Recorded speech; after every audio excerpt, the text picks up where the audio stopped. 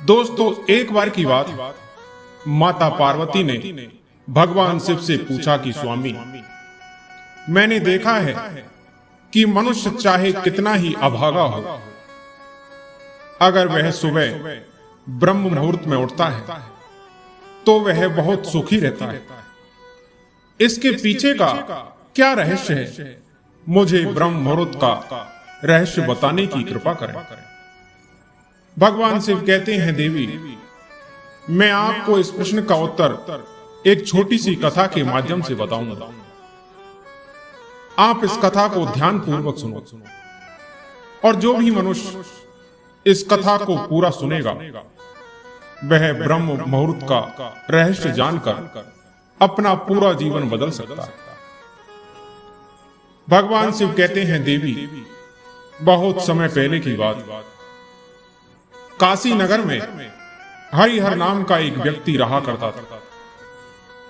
उसका एक लड़का था, लेकिन उस लड़के की एक गलत आदत थी कि वह देर तक सोता रहता था।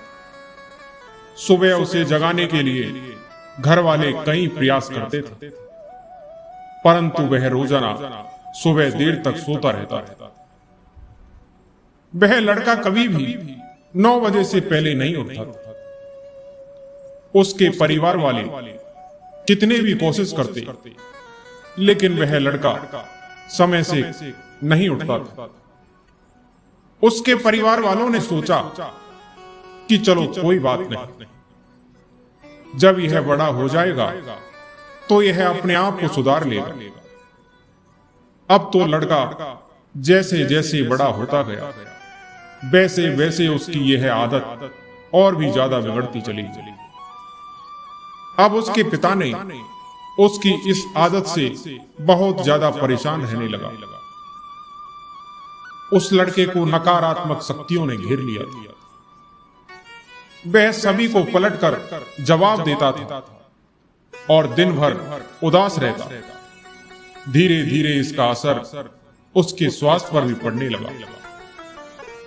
जब उस लड़के को यह पता लगा कि उसके सारे मित्र सफलता को प्राप्त कर चुके हैं, तब वह और भी ज्यादा चिंतित हो गया और ईश्वर को कोसने लगा रहता। परंतु उसके पिता अच्छी तरह से जानते थे कि उस लड़के के असफल होने के पीछे क्या कारण। फिर भगवान शिव ने कहा, देवी, एक दिन की बात, उसके पिता को किसी संत के बारे में पता चला, तो वह तुरंत अपने बेटे की समस्या को लेकर उस महात्मा जी के पास जा पहुंचे। उसने महात्मा जी को बड़े ही विस्तार से अपने बेटे की समस्या के बारे में बताया।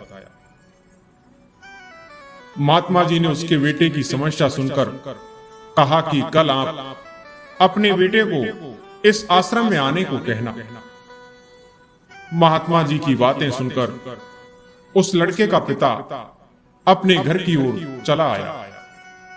उसे पता था कि अगर वह सीधे तरीके से अपने बेटे को महात्मा जी से मिलने के लिए कहेगा तो वह कभी तैयार नहीं होगा।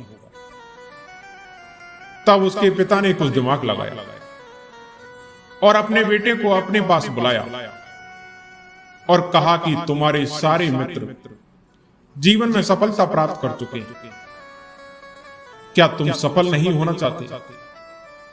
लड़का बोला, पिताजी, मैं भी सफल होना चाहता हूं, परंतु जब भी मैं अपने मित्रों से उनकी सफलता का रहस्य पूछता हूं तो वे मुझे कुछ नहीं बताते। भगवान शिव कहते हैं, देवी, फिर उसके पिता ने अपने पुत्र से कहा कि मुझे यह रहस्य पता चल गया है कि वह सभी क्यों सफल होते जा रहे हैं। तब उस लड़के ने बड़ी उत्सुकता से पूछा, क्या पता चल गया है पिताजी? कृपा करके आप मुझे बताइए। फिर उसके पिता ने कहा कि कल सुबह तुम्हें एक महात्मा जी के आश्रम में जाकर उनसे मिलना है। महात्मा जी तुम्हें ऐसा मंत्र बताएंगे जिससे तुम सफल हो जाओगे, परंतु एक समस्या है। लड़के ने पूछा, क्या समस्या है? उसके पिता ने कहा कि जब तक तुम सोकर उठोगे तब तक तो महात्मा जी से मिलने का समय समाप्त हो जाता है। फिर उस लड़के ने कहा कि पिताजी, मैं कल पूरी रात जागता रहूंगा और सुबह महात्मा जी से मिलकर आऊंगा। उसके पिता की बात सुनकर वह लड़का बहुत खुश हुआ। जीवन में पहली बार रात्रि में वह जागता रहा, परंतु थोड़े ही समय में उसे नींद आ गई और वह फिर अगली सुबह जब वह उठा तो उसे पता चला कि महात्मा जी से मिलने का समय तो समाप्त हो चुका है। उसके पिता ने लड़के की तरफ देखा और कहा कि तुम जीवन में कभी सफल नहीं हो पाओगे, जाओ और जाकर सो जाओ। उसके पिता की यह बात सुनकर उस लड़के को बहुत दुख हुआ। उसने मन ही मन स्वयं को चुनौती दी कि कल सुबह वह महात्मा जी से मिलने अवश्य जाएगा। उसने अपने पैर में एक छोटा सा घाव बना लिया, जिसके दर्द के कारण उसे रात भर नींद नहीं आई। वह सूर्योदय से पहले ही तैयार होकर महात्मा जी से मिलने के लिए चल दिया। लड़का जैसे ही महात्मा जी के आश्रम में पहुंचा तो वहां पर उसने देखा कि महात्मा जी और उसके सभी शिष्य ध्यान लगाकर बैठे हुए। जब उनके ध्यान का समय समाप्त हुआ तब लड़का उस महात्मा जी के पास पहुंचा और उन्हें प्रणाम करते हुए बोला, गुरुदेव, आपके पास कोई ऐसा मंत्र है जिससे मैं सफल हो सकता हूं? कृपया करके मुझे वह मंत्र बताइए। मैं भी अपने मित्रों के समान सफल होना चाहता हूं और अच्छा जीवन जीना चाहता हूं। दोस्तों, भगवान शिव माता पार्वती से कहते हैं, देवी। महात्मा जी उस बालक की बात सुनकर मुस्कुराए और बोले, अच्छा तो तुम वही बालक हो, तुम्हारे पिताजी मुझसे मिलने आए थे और उन्होंने तुम्हारे बारे में मुझे विस्तार से बताया। मैं तुम्हें वह मंत्र अवश्य बता देता, परंतु फिर अब लड़के ने जैसे ही परंतु शब्द सुना तो लड़का घबरा गया। उसने पूछा, परंतु क्या गुरुदेव? तब सन्यासी बोला, मैं तुम्हें वह मंत्र बताऊंगा, लेकिन अगले 11 दिनों तक तुम्हें मेरी आज्ञा माननी होगी। मैं तुम्हें वह मंत्र 11 दिनों के बाद बताऊंगा। जब तक मैं तुमसे जो भी कार्य करने के लिए कहूंगा तुम्हें वह करना होगा। कार्य के बीच में यदि तुम्हारा संकल्प टूट गया तो उस मंत्र का असर नहीं होगा। फिर दृढ़ निश्चय के साथ उस लड़के ने कहा कि मुझे आपकी सारी आज्ञा स्वीकार है। मैं अगले 11 दिनों के लिए आपका दास हूं। आप जो भी कहेंगे मैं वही कार्य करूंगा। मुझे केवल उस मंत्र के बारे में जानना है जिससे मैं सफल हो सकूं। दोस्तों, भगवान शिव कहते हैं, देवी, महात्मा जी ने उस लड़के से कहा कि ठीक है, कल से तुम्हारा कार्य शुरू होगा। तुम यही आश्रम में निवास करो। तब वह लड़का आश्रम में निवास करने के लिए तैयार हो गया। महात्मा जी ने कहा कि यहां रहते हुए तुम्हें ब्रह्म मुहूर्त में उठना होगा और दूसरे शिष्यों की तरह ध्यान करना होगा। साथ ही आश्रम के कार्यों में भी सहायता करनी होगी, लेकिन ध्यान रहे यह संकल्प टूटना नहीं चाहिए।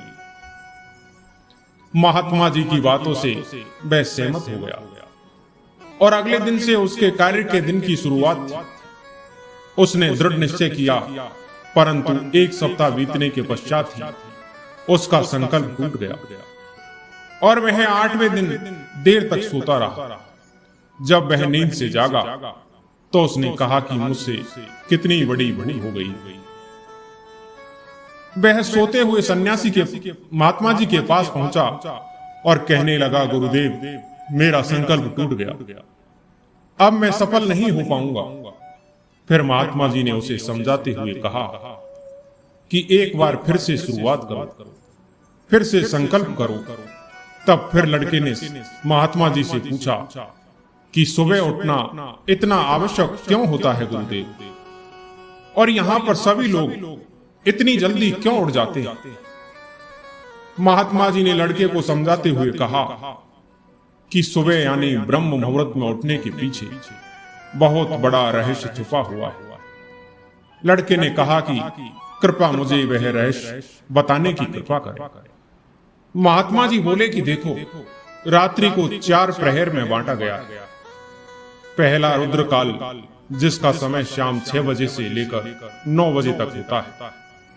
दूसरा राक्षस काल, जिसका समय रात्रि 9 बजे से 12 बजे तक होता है। तीसरा गंधर्व काल, जिसका समय रात्रि 12 बजे से 3 बजे तक होता है।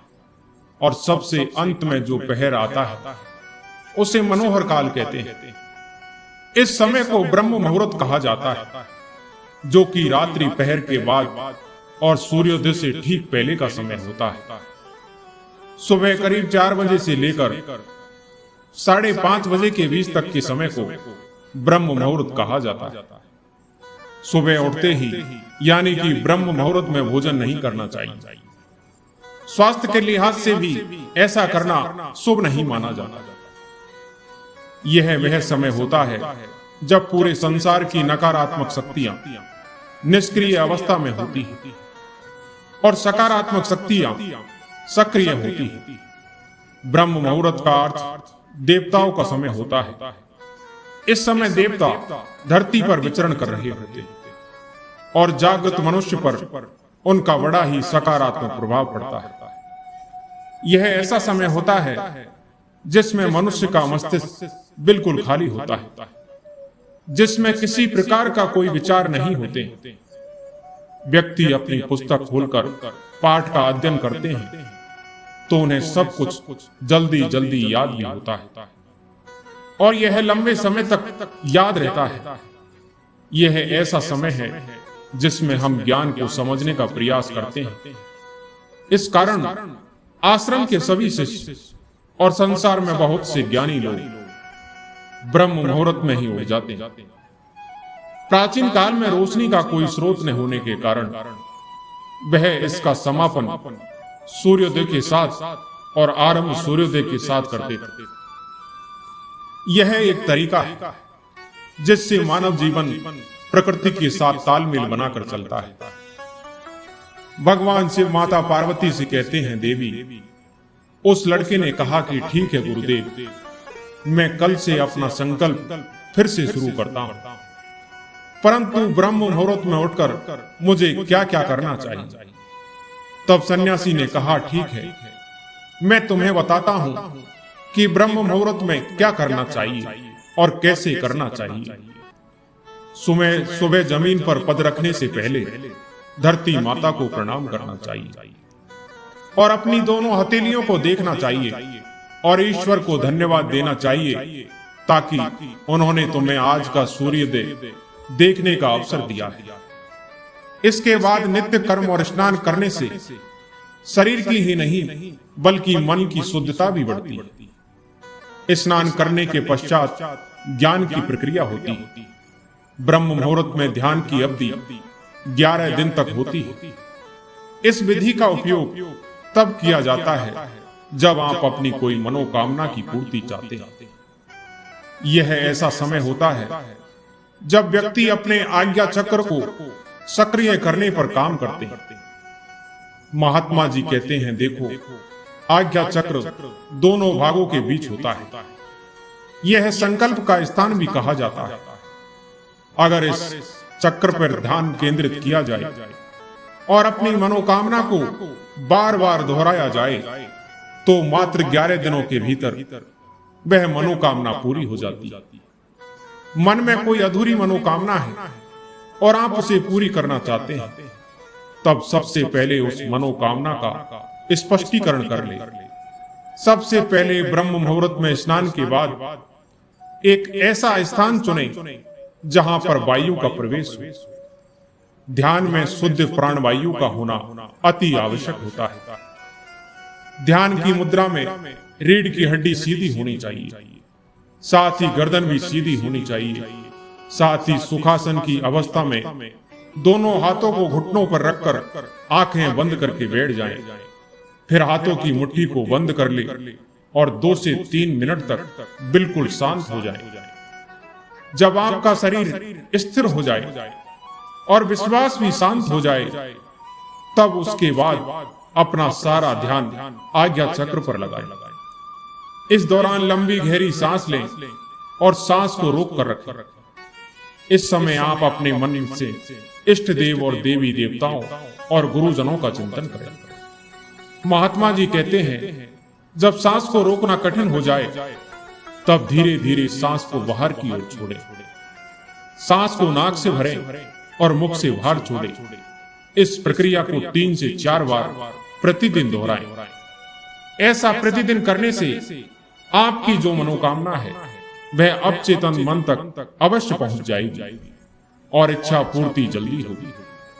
ईश्वर की विशेष कृपा होती है और कोई भी व्यक्ति अपनी मनोकामना को इस समय दोहराता है तो उसकी इच्छा जल्द से जल्द पूरी होती है। भगवान शिव कहते हैं, देवी, इस प्रकार सन्यासी ने उस लड़के को ब्रह्म मुहूर्त का महत्व बताया, जिससे अगले 11 दिनों तक उस लड़के ने बड़े ही मन के साथ इस प्रक्रिया को अपनाया। अब वह बहुत ही ज्यादा अनुशासित और शांत स्वभाव का बन चुका था। उस लड़के ने जैसे ही अपना संकल्प पूरा कर लिया, उसके बाद वह लड़का बड़े ही प्रसन्न भाव से महात्मा जी के पास पहुंचा और कहने लगा, गुरुदेव, मैंने 11 दिनों का संकल्प पूरा कर लिया है। अब कृपया मुझे सफल होने का मंत्र बताइए। उस महात्मा जी ने मुस्कुराते हुए कहा कि देखो, पिछले 11 दिनों से जो अभ्यास तुम करते आ रहे हो वही तुम्हारा सफलता का मंत्र है। जो व्यक्ति ब्रह्म मुहूर्त में उठकर ध्यान प्रक्रिया को सही से करता है वह जीवन में कभी असफल नहीं हो सकता। भूत का रहस्य पता चल चुका है। अब तुम इसे पर्यंत करो, तुम्हें जीवन के लक्ष्य और सफलता दोनों प्राप्त होंगे। फिर उस लड़के ने महात्मा जी को धन्यवाद दिया और ब्रह्म मुहूर्त के नियमों का पालन जीवन पर्यंत तक करने का वादा भी किया। दोस्तों, अगर व्यक्ति अपने जीवन की दिशा को एक खास तरह से बदलने के लिए इच्छुक नहीं है तो उसे आधी रात को जागकर साधना नहीं करनी चाहिए, क्योंकि इस दौरान की गई साधना कुछ ऐसे बदलाव लाती है जिसे आप शायद संभाल नहीं पाए। दोस्तों, इस प्रकार भगवान शिव ने माता पार्वती को ब्रह्म मुहूर्त का रहस्य बतलाया है। दोस्तों, मैं आशा करता हूं कि ये कहानी आपको जरूर पसंद आई होगी। कहानी पसंद आई हो तो हमारे वीडियो को लाइक और सब्सक्राइब जरूर करें। धन्यवाद।